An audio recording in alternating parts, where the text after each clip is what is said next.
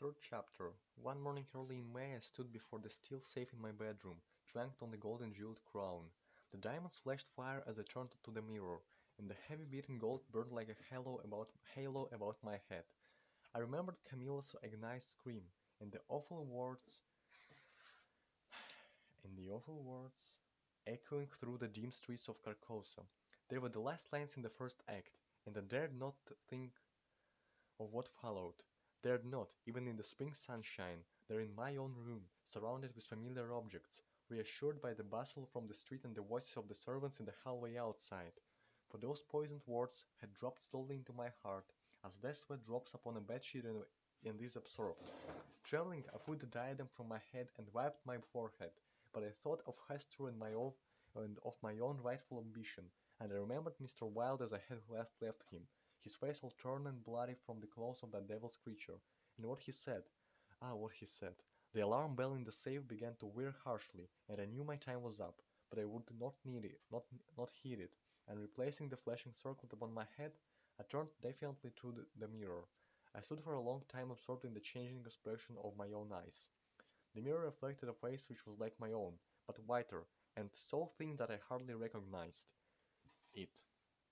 And all that time I kept repeating between my clenched teeth, "The day has come, the day has come," while the alarm in the safe whirred and clamored, and the diamond sparkled and flamed above my brow.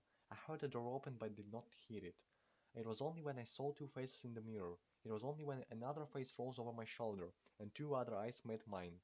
I wheeled like a flash and seized the long knife from my dressing table, and my cousin sprang back very pale, crying, "Hildred, for God's sake!" Then, as my hand fell, he said, "It is I, Louis. Don't you know me?" I stood silent. I could not have spoken for my life. He walked up to me and took the knife from my hand. "What is all this?" he inquired in a gentle voice. "Are you ill?" "No," I replied, but I doubt if he heard me. "Come, come, old fellow," he cried, "take off that brass crown and toddle into the study. Are you going to a masquerade? What is all this theatrical tinsel anyway?" I was glad he thought the crown was made of brass and paste, yet I didn't like him any the better for thinking so. I let him take it from my hand, knowing that it was best to humor him. He tossed the splendid diadem in the air, and catching it, turned to me smiling. "It's dear at 50 cents," he said. "What's it for?" I did not answer, but took the circlet from his hands, and placing it in the safe shut the massive steel door. The alarm ceased its infernal din at once. He watched me curiously, but did not seem to notice the sudden ceasing of the alarm. He did not, however, speak of the safe as a biscuit box. Fearing lest he might examine the combination, I led the way into my study. Louis threw himself on the sofa, and flicked at flies with his eternal riding whip. He wore his fatigued uniform, with a braided jacket and jaunty cap, and I noticed that his riding boots were all splashed with red mud. "Where have you been?" I inquired. "Jumping mud creeks in Jersey," he said. "I haven't had time to change yet. I was rather in a hurry to see you. Haven't you got a glass of something? I'm dead tired. Been in the saddle 24 hours." I gave him some brandy from a medicinal store, which he drank with a grimace. "Damned bad stuff," he observed. "I'll give you an address where they sell brandy that is brandy." "It's good enough for my needs," I said indifferently. "I use it to rub my chest with." He stared and flicked at another fly. "See here, old fellow," he began, "I've got something to suggest to you. It's 4 years now that you've shut yourself up here like an owl, never going anywhere, never taking any healthy exercise, never doing a damn thing but poring over those books up on there on the mantelpiece." He glanced along the row of shelves. "Napoleon, Napoleon, Napoleon," he read. "For heaven's sake, have you nothing but Napoleons here, there?" "I wish they were bound in gold," I said. "But wait, yes, there is another book, The King in Yellow." I looked him steadily in the eye. "Have you never read it?" I asked. "I? No, thank God. I don't want to be driving crazy." I saw that he regretted his speech as soon as he had uttered it. "There's only one word which I loathe more than I do lunatic, and that word is crazy." But I controlled myself and asked him why he thought the king in yellow is dangerous. "Oh, I don't know," he said hastily. "I only remember the excitement it created and the denunciations from pulpit and press. I believe the author shot himself and after bringing forth this monstrosity. Didn't he?" "I understand he is still alive," I answered. "That's probably true," he muttered. Bullets couldn't kill a fiend like that. It is a book of great truth, I said. Truths, I said. Yes, he replied, of truths, which send men frantic and bless their lives. I don't care if the thing is, as they say, the very supreme essence of art. It's a crime to have written it, and I for one shall never open its pages. Is that what you have come to tell me? I asked. No, he said. I came to tell you that I am going to be married. I believed for a moment my heart ceased to beat, but I kept my eyes on his face. Yes, he continued, smiling happily, married to the sweetest girl on earth. Constance Halberg, I said mechanically.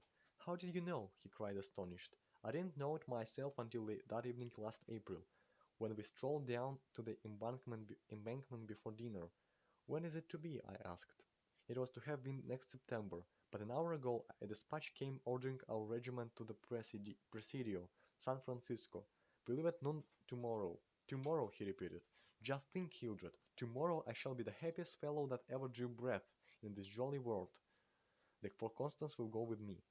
I offered him my hand in congratulation, and he seized and shook it like the good-natured fool he was, or pretended to be. I'm going to get my squadron as a wedding present, he rattled on. Captain and Mrs. Louis Castaigne. Eh, Hildred? Then he told me where it was to be, and where and who were to be there, and made me promise to come and be best man. I set my teeth and listened to his boyish chatter without showing what I felt, but I was getting to the limit of my endurance, and when he jumped up and switching his spurs till they jingled, said he must go, I did not detain him. There's one thing I want to ask of you, I said quietly. Out with it, it's promised, he laughed. I want you to meet me for a quarter of an hour's talk tonight. Of course, if you wish, he said somewhat puzzled. Where? Anywhere in the park there. What time, Hildred? Midnight. What in the name of... He began but checked himself and laughingly assented. I watched him go down the stairs and hurry away, his sabrés banging at every stride. He turned into Bleecker Street, and I knew he was going to see Constance.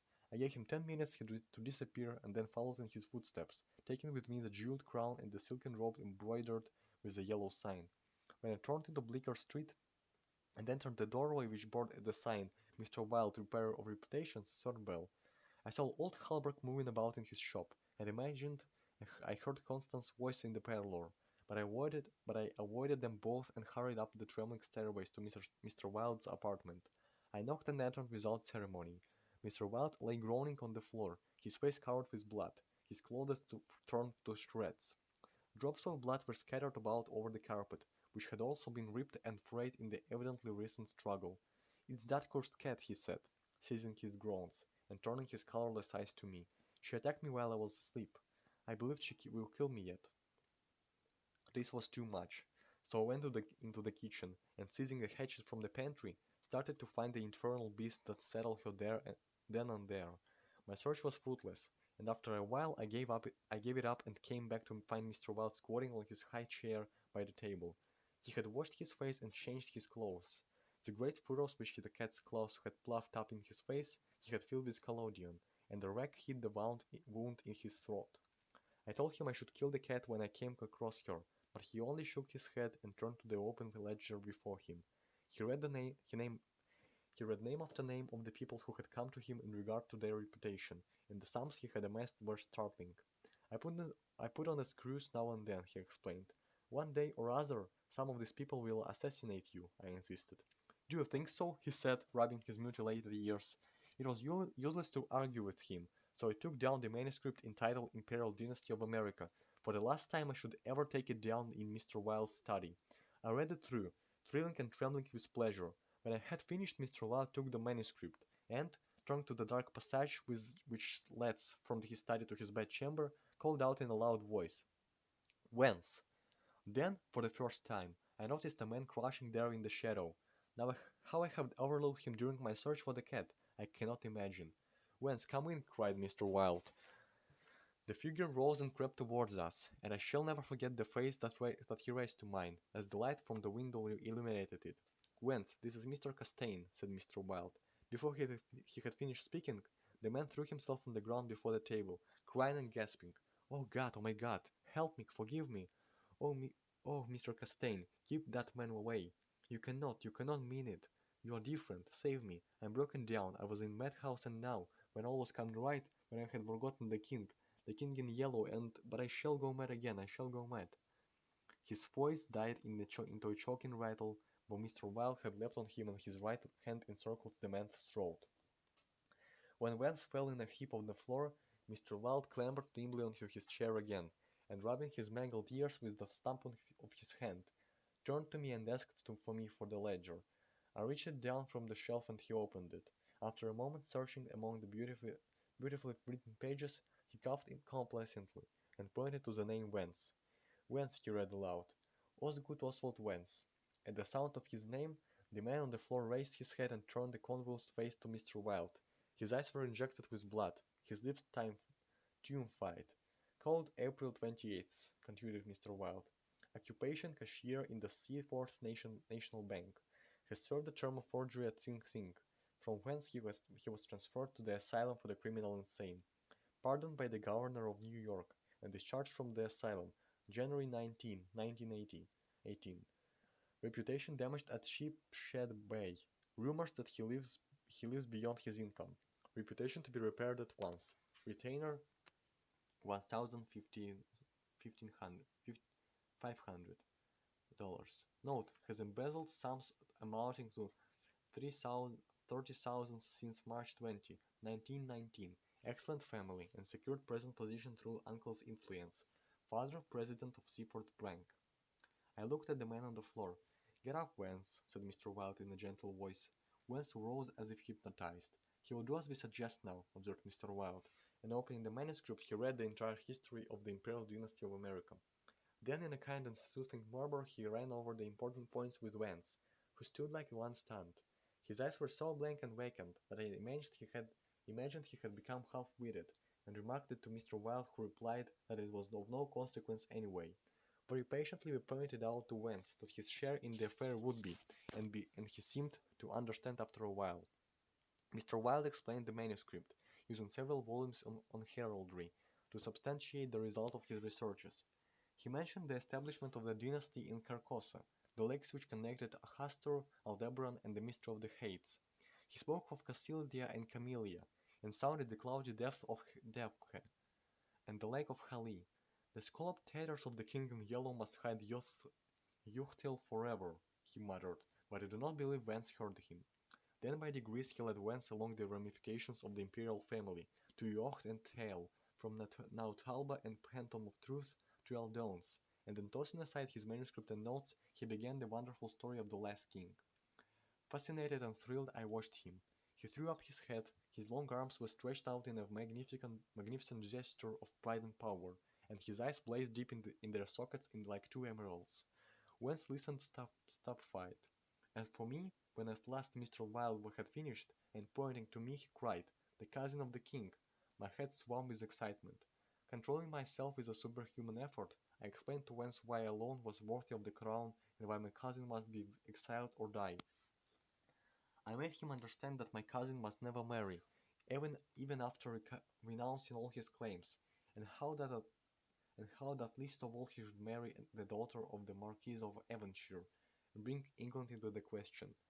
I showed him a list of thousands of names which Mr. Wilde had drawn up. Every man whose name was there had received the yellow sign, which no living human being dared disregard. The city, the state, the whole land were ready to rise and tremble before the pallid mask. The time had come, the people should know the son of Hastur, and the whole world bowed to the black stars which hang in the sky over Carcosa. Vance leaned on the table, his head buried in his hands. Mr. Wilde drew a rough sketch on the margin of yesterday's Herald with a bit of a lead pencil. It was a plan of Halberg's rooms. Then he wrote out the order and affixed the seal, and shaking like a palsied man, I cited my first writ of execution with my name Hildred Rex. Mr. Wilde clambered to the floor and unlocking the cabinet, took a long square box from the first shelf. This he brought to the table and opened. A new knife lay in the tissue paper inside, and I picked it up and handed it to Vance, along with the order and the plan of Halberg's apartment. Then Mr. Wilde told Vance he could go, and he went, shambling like an outcast of the slums. I sat for a while watching the daylight wait, behind the square tower of the Hudson Judson Memorial Church, and finally, gathering up the manuscript and notes, took my head and started for the door. Mr. Wilde watched me in silence. When I had stepped into the hall, I looked back. Mr. Wilde's small eyes were still fixed on me. Behind him, the shadows gathered in the fading light. Then I closed the door behind me and I went out into the darkening streets. I had eaten nothing since breakfast, but I was not hungry. A wretched, half-starved creature who stood looking across the street at the little chamber noticed me and came up to me to tell me a tale of misery. I gave him money, I don't know why, and he went away without thanking me. An hour later, another outcast approached and whined his story. I had a blank bit of paper in my pocket, on which was traced the yellow sign, and I handed it to him. He looked at it stupidly for a moment, and then, with an uncertain glance at me, folded it with what seemed to be to me exaggerated care and placed it in his bosom. The electric lights were sparkling among the trees, and the new moon shone in the sky above the little chamber. It was tiresome waiting in the square. I wandered from the Marble Arch to the artillery stables and back again to the Lotus Mouth fountain. The flowers and grass exhaled a fragrance which troubled me. The jet of the fountain played in the moonlight, and the musical splash of falling drops reminded me of the tinkle of chained mail in the Hauberg's shop. But it was not so fascinating, and the dull sparkle of the moonlight on the water brought no such sensations of exquisite pleasure as when the sunshine played over the polished steel of a corselet on Hauberg's knee. I watched the bats darting and turning above the water plants in the fountain basin, but the rapid, jerky flight set my nerves on edge, and I went away again to walk aimlessly and to and fro among the trees. The artillery stables were dark, but in the cavalry barracks the officers' windows were brilliantly lighted, and the sallyport was constantly filled with troopers in fatigue, carrying straw and harness and baskets filled with tin dishes. Twice the mounted sentry at the gates was changed while I wandered up and down the asphalt walk. I looked at my watch. It was nearly time. The lights in the barracks went out one by one. The barred gate was closed, and every minute or two an officer passed in through the side wicket, leaving a racket of accoutrements and a jingle of spurs on the night air. The square had become very silent. The last homeless loiterer had been driven away by the grey-coated park policeman. The cart tracks along Wooster Street were deserted, and the only sound which broke the stillness was the stamping of the sentry's horse and the ring of his sabre against the saddle pommel. In the barracks, the officers' quarters were still lighted, and military servants passed and repassed before the bay windows. 12 o'clock sounded from the new spire of St. Francis Xavier, and at the last stroke of the sad-toned bell, a figure passed through the wicket beside the portcullis, returned the salute of the sentry, and crossing the street entered the square and advanced toward the Benedict apartment house. "Louis," I called. The man pivoted on his spurred heels and came straight toward me.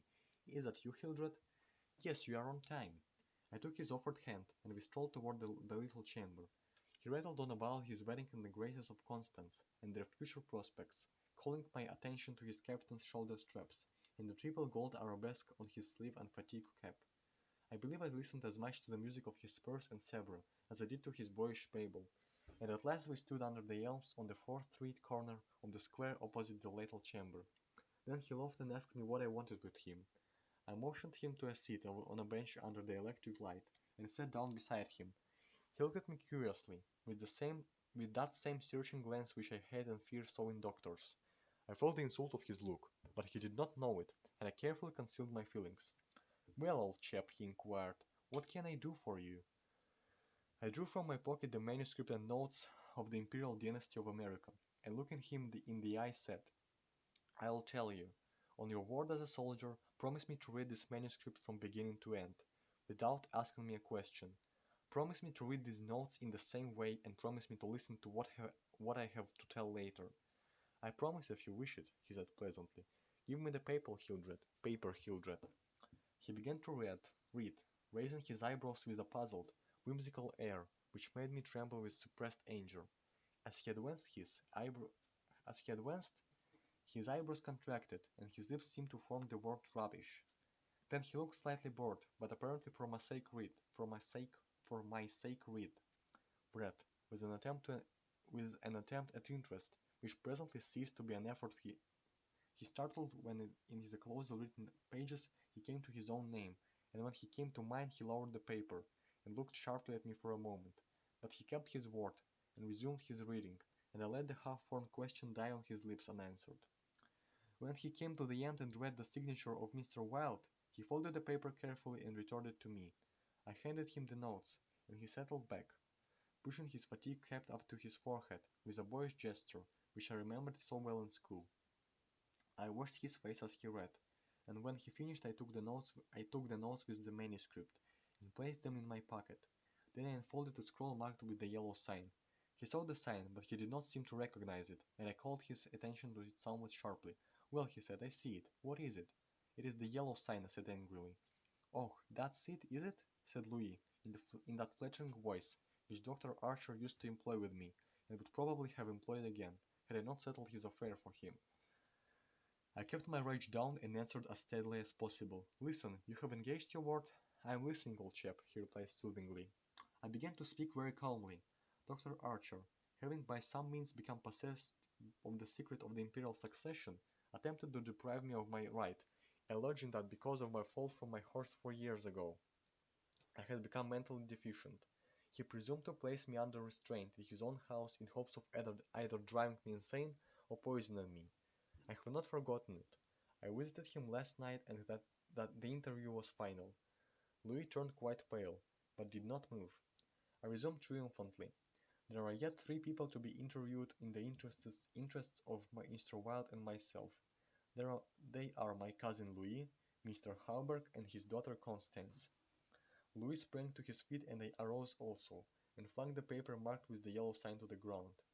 "Oh, I don't need that to tell you what I have to say," I cried, with a laugh of triumph. "You must renounce the crown to me.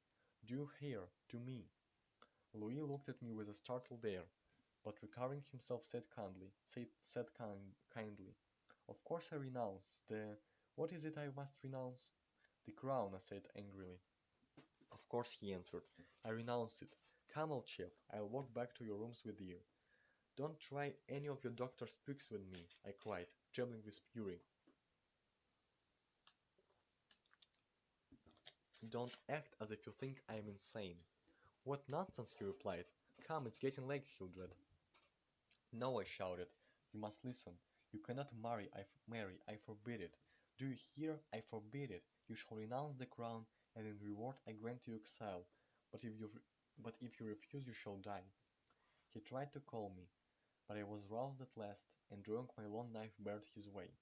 Then I told him how they would find Dr. Archer in the cellar with his throat open, and I laughed in his face when I thought of Vance and his knife, and the order signed by me.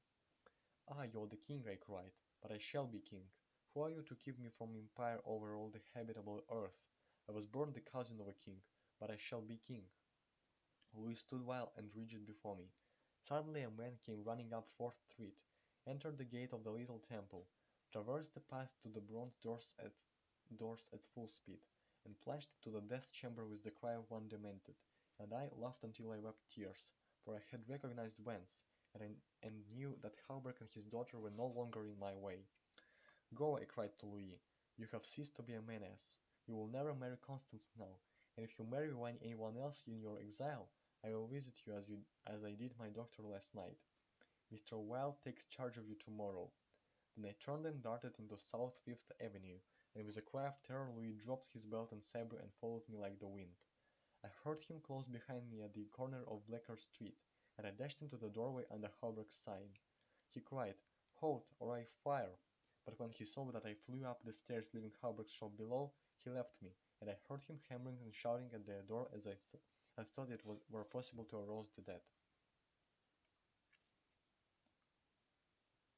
Mr. Wilde's door was open, and I entered crying, "It is done, it is done! Let the nations rise and look upon their king." But I could not find Mr. Wilde, so I went to the cabinet and took the splendid diadem from its case. Then I drew on the white silk robe, embroidered with the yellow sign, and placed the crown upon my head.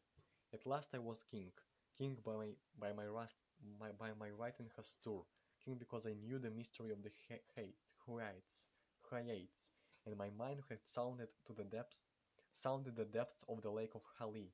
I was king. The first grey pencilings of dawn would raise a tempest which would shake 2 hemispheres. Then, as I stood, my every nerve pitched to the highest tension, faint with the joy and splendor of my thought, without, in the dark passage, a man groaned. I seized to the tail of Deep and sprang to the door. The cat passed me like a demon, and the tail of Deep went out, but my long knife flew swifter than she, and I heard her screech, and I knew that my knife had found her. For a moment I listened to her tumbling and thumping about in the darkness, and then, when her frenzy ceased, I lighted a lamp and raised it over my head. Mr. Wilde lay on the floor with his throat torn open.